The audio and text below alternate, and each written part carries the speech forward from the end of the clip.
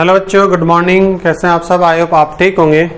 तो बच्चों, कल अपना जो वीडियो चल रहा था तो लास्ट में कुछ टेक्निकल एरर आ गई थी, तो वो टॉपिक अपना जो है एंड हो गया था, बट एंड होते समय लास्ट 5 मिनट का शूट नहीं हो पाया था। तो मैं आज रदरफोर्ड की कुछ बातें आपको वापस बता देता हूँ।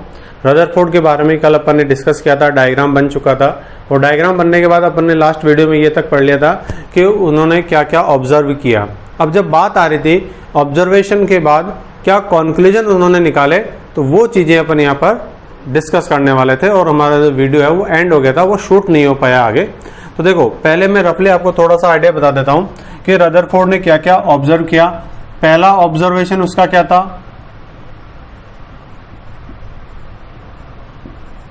उसका ऑब्जर्वेशन यह था पहला कि मैक्सिमम,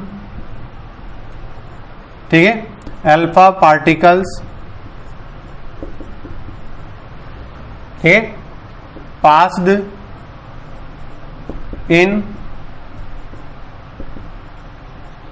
स्ट्रेट लाइन, ठीक है, यानी कि जैसे ये गोल्ड फॉइल है मान लीजिए, तो अधिकतर अल्फा पार्टिकल आए और सीधे निकल गए। पहला ऑब्जर्वेशन उसका ये था। दूसरा ऑब्जर्वेशन ये था सम अल्फा पार्टिकल्स, ठीक है, डिफ्लेक्ट हुए,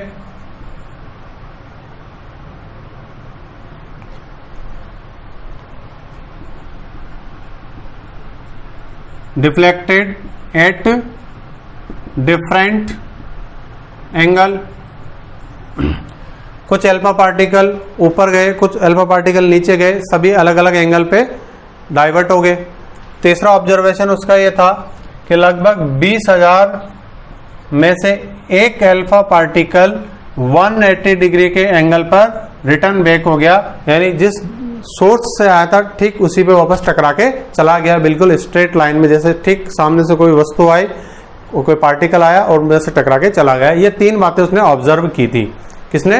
रदरफोर्ड ने अपने प्रयोग के द्वारा। कि अधिकांश कण जो है सीधे गुजर गए, कुछ अल्फा पार्टिकल जो है वो अपने मार्ग से विचलित हो गए, परंतु भिन्न भिन्न कोणों पर, और लगभग 20,000 में से एक ऐसा पार्टिकल था, एक अनुमान था उसका ये, जो वापस रिटर्न बैक चला गया। इस बेसिस में उन्होंने कुछ कॉन्क्लूजन निकाले, तो जो रिजल्ट थे रदरफोर्ड मॉडल के, वो अपन डिस्कस करने जा रहे हैं।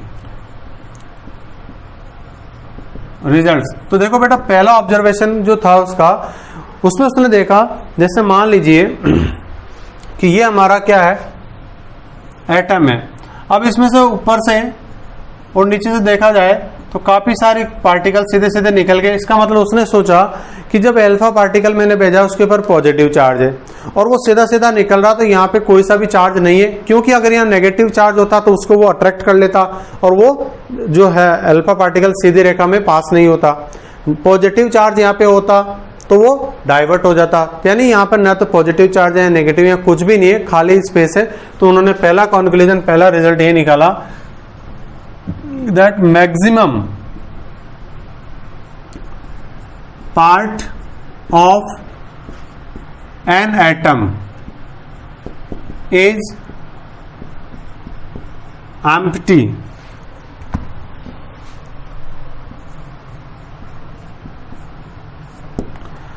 परमाणु का अधिकांश भाग खोखला होता है, खाली होता है। पहला रिजल्ट ही निकाला। दूसरा ऑब्जर्वेशन और तीसरा ऑब्जर्वेशन के बेसिस उसने क्या कॉन्क्लूजन निकाला कि देखो, उसने सोचा कि ये न्यूक्लियस है मान लो सेंटर में, तो जिसे ऊपर से उसने देखा कि जो पार्टिकल जितना पास से गुजर रहा है उसका एंगल ऑफ डिफ्लेक्शन उतना ही ज्यादा है, मतलब वो वहां से मार्ग से विचलित होकर जो दूसरी डायरेक्शन में गया वो उतना ही ज्यादा गया है। इसका मतलब जो हमारा न्यूक्लियस है यहाँ पर कोई ना कोई पॉजिटिव चार्ज रखा हुआ है, तो जैसे पॉजिटिव चार्ज इसके पास आता है, जो जितना करीबी से गुजर रहा उतना ही वो डिफ्लेक्ट हो रहा है, जो जितना दूर है वो उतना कम डिफ्लेक्ट हो रहा है। इसका मतलब ये हुआ कि यहाँ पर कोई ना कोई ऐसा पॉजिटिव चार्ज है, ठीक है। उस पॉजिटिव चार्ज की वजह से क्या हुआ कि बाकी जो पार्टिकल जो पास में आते हैं उसके, वो तो परिवर्तित हो जाते हैं, और जो ठीक उसके सामने आता है वो वापस उसे टकरा के चला जाता है, ठीक है। इट मीन्स जो ऑब्जर्वेशन है वो ये था, अभी मैंने आपको समझाया दिया ऑब्जर्वेशन। रिजल्ट आपका ये निकला, ठीक है। In atom in atom complete positive charge is present at centre point. Hindi वाले बच्चे लिखेंगे परमाणु में संपूर्ण धन आवेश उसके केंद्र में स्थित होता है। यह रदरफोर्ड ने पता किया और बाद में इसी को उसने न्यूक्लियस नाम दे दिया। ठीक है, then the positive part of atom is named as nucleus. तो न्यूक्लियस की खोज किस तरह से हुई थी? इस तरीके से हुई थी, नाभिक इसको बोला जाता है। ठीक है, तो उसके बाद क्या हुआ? तो रदरफोर्ड ने इसी धनावेशित केंद्रीय भाग को, हिंदी मीडियम वाले बच्चे लिखेंगे, इसके पश्चात रदरफोर्ड ने धनावेशित केंद्रीय भाग को नाभिक कहा। ठीक है, इसका मतलब उसने कहा कि पॉजिटिव पार्ट जो होता है इसको न्यूक्लियस अपन कह सकते हैं, इसमें पॉजिटिव चार्ज होता है। ये रदरफोर्ड ने बताया। ठीक है,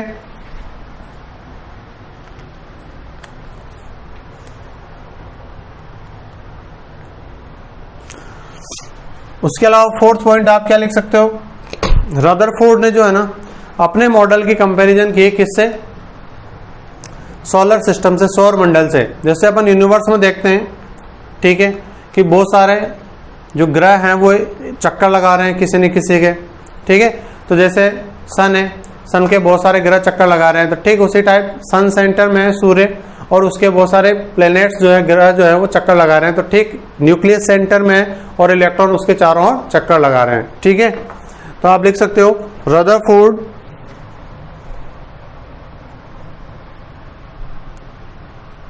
ही कंपेयर, रदरफोर्ड की जगह लिख देंगे ही कंपेयर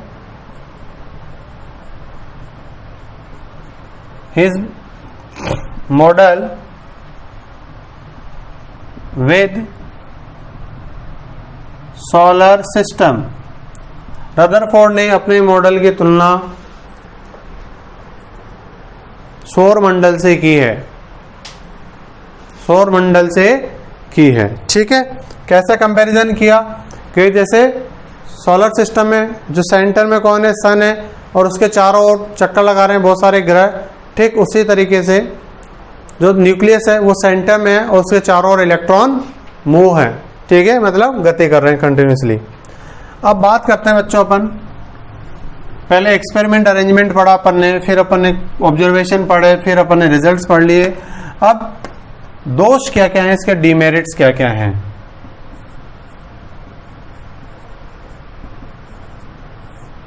यानी कि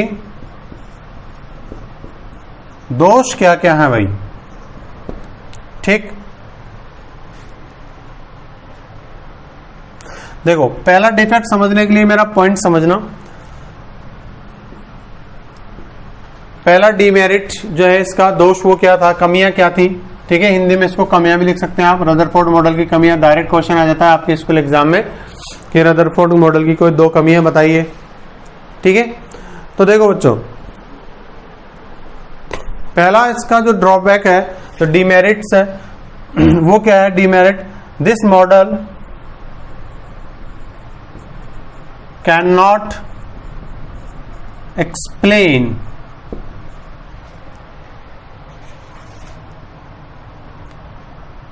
that how many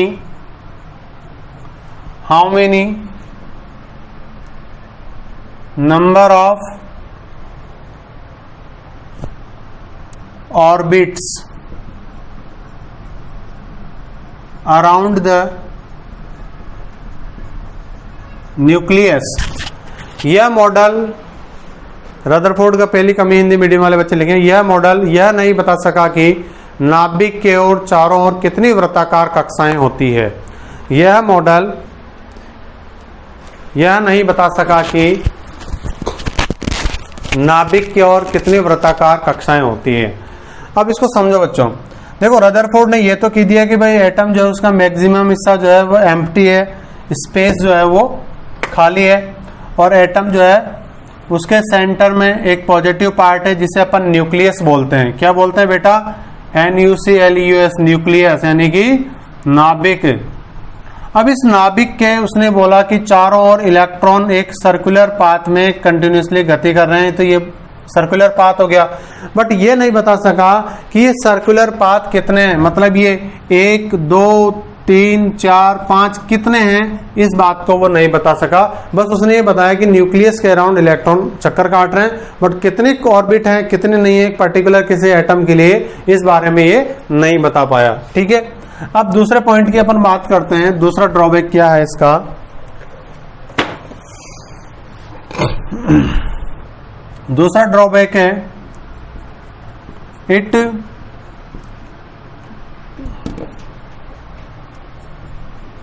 can not explain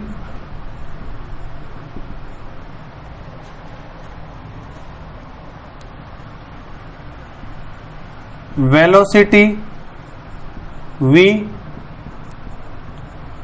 radius r, energy E of moving electron around the nucleus. पहले हिंदी मीडियम वाले बच्चे लिख लो, फिर दोनों को एक साथ समझाता हूं। यह मॉडल नाभिक के चारों ओर गति करते हुए इलेक्ट्रॉन, यह मॉडल नाभिक के चारों ओर गति करते हुए इलेक्ट्रॉन के वेग v, त्रिज्या r,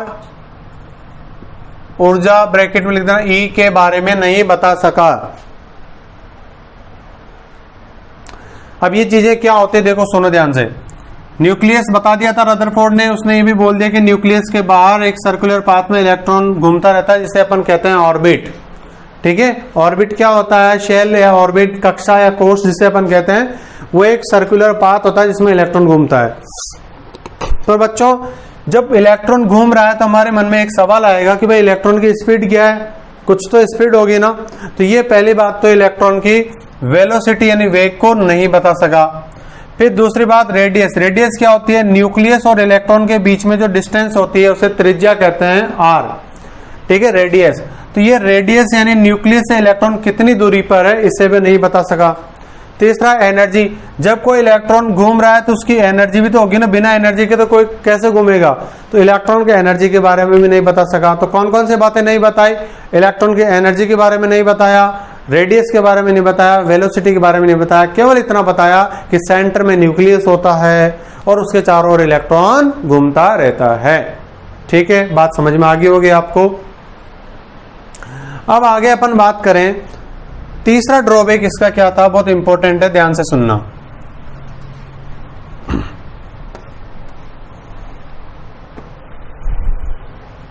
देखो होता क्या है, मैं आपको तीसरा ड्रॉबैक ऐसे समझा रहा हूं, पहले इस बाद में देखना। मैक्सवेल एक साइंटिस्ट है, उन्होंने क्या कहा, मैक्सवेल का स्टेटमेंट है, any charged particle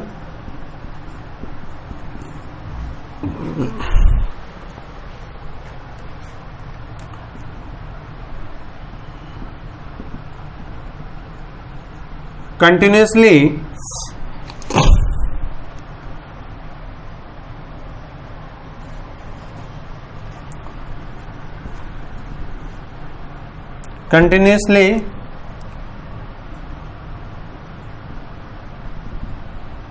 emits its energy।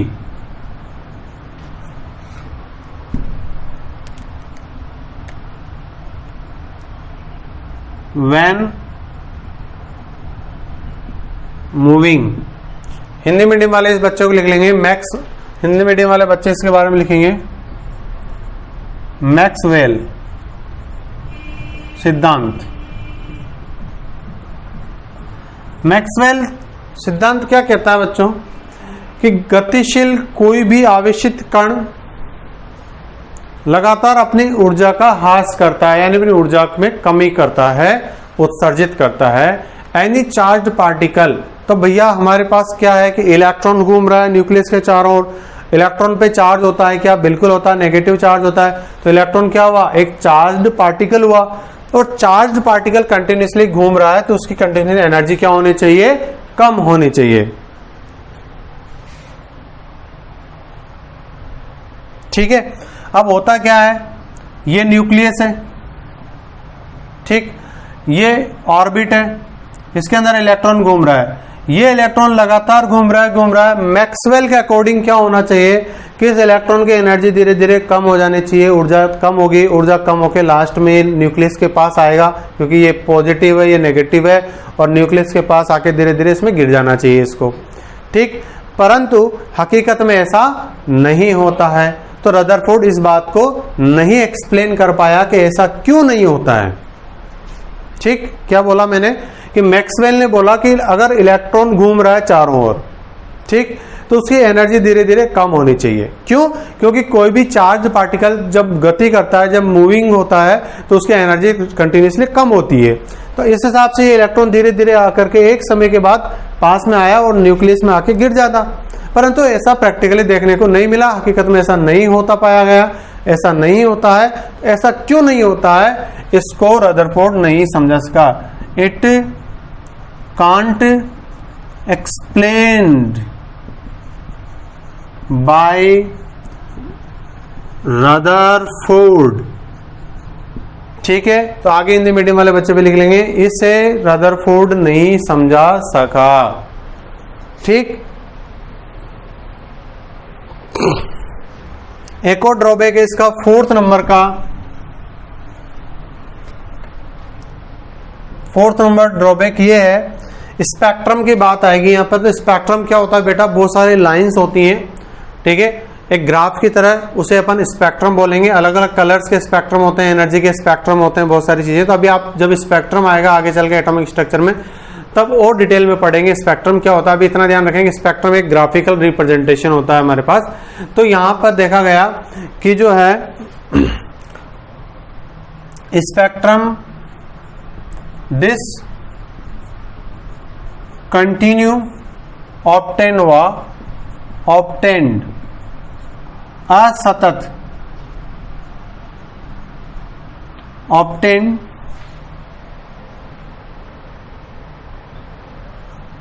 ठीक है, डिसकंटिन्यू। एक काम करते हैं, इसको मैं सेंटेंस बना के लिखा देता हूं। Energy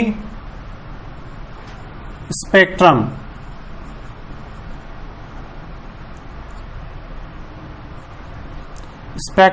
of electron is obtained continue. Electron की ऊर्जा का स्पेक्ट्रम असतत प्राप्त हुआ। इलेक्ट्रॉन की ऊर्जा का स्पेक्ट्रम असतत प्राप्त हुआ, जबकि होना कैसा चाहिए था? कंटिन्यू, सतत होना चाहिए था। कैसे? देखो भाई, न्यूक्लियस के पास में इलेक्ट्रॉन घूम रहा, रदरफोर्ड ने ऐसा कहा, तो ये इलेक्ट्रॉन जो है कंटिन्यूसली अपनी एनर्जी को लॉस करेगा, घूमता हुआ इलेक्ट्रॉन, ठीक है। मैक्सवेल ने ऐसा कहा था, ठीक। अब जब ये अपनी कंटिन्यूसली एनर्जी दे रहा है तो ग्राफ भी इसका कंटिन्यू आना चाहिए। तो ग्राफ इसका कंटिन्यू ना आके कैसा आ रहा है? स्पेक्ट्रम जो है उसका कैसा आ रहा है? डिसकंटिन्यू। तो आना कैसा चाहिए था आपका? कंटिन्यू। अगर कंटिन्यू आता तो कोई प्रॉब्लम नहीं थी, मतलब सतत अगर स्पेक्ट्रम प्राप्त हो जाता तो कोई दिक्कत नहीं थी। मगर ऑब्टेन कैसा हुआ? हकीकत में नॉन कंटिन्यू, मतलब डिसकंटिन्यू, यानी असतत प्राप्त हुआ। तो इसको भी रदरफोर्ड समझा नहीं पाया। आगे लिख देना, it can not explain by Rutherford, ठीक है। Energy spectrum is of electron is obtained discontinue, ठीक है। दिस इज, या ऐसा लिख लो, it is not explained by Rutherford, इसे रदरफोर्ड नहीं समझा सका। तो 4 ड्रॉबैक हो गए। पहला, इलेक्ट्रॉन घूमता तो है बट चारों ओर कितनी ऑर्बिट होते हैं नहीं बता पाया, घूमते हुए इलेक्ट्रॉन की एनर्जी नहीं बता पाया, वेलोसिटी नहीं बता पाया, रेडियस नहीं बता पाया, फिर मैक्सवेल की एक्सप्लेनेशन नहीं दे पाया, और फिर स्पेक्ट्रम को डिसकंटिन्यू क्यों बनता है इसको भी नहीं समझा पाया। तो 4 ड्रॉबैक आपने पढ़े हैं रदरफोर्ड के, और ये रदरफोर्ड हमारा कंप्लीट होता है। इसके बाद अपन एक नया टॉपिक पढ़ेंगे, बीच में एक मैथमेटिक्स कैलकुलेशन का है, यूनिट्स ऑफ डिस्टेंस, फिर उसके बाद आगे वाले मॉडल अपन कंटिन्यू करेंगे। ठीक है बच्चों, तो ये अपन ने आज यहाँ तक पढ़ लिया है रदरफोर्ड मॉडल को। रदरफोर्ड मॉडल को दोनों वीडियो मिला करके आप कंटिन्यू पढ़ लेना, तब तक के लिए पढ़ते रहिए आप। ठीक है, थैंक यू सो मच।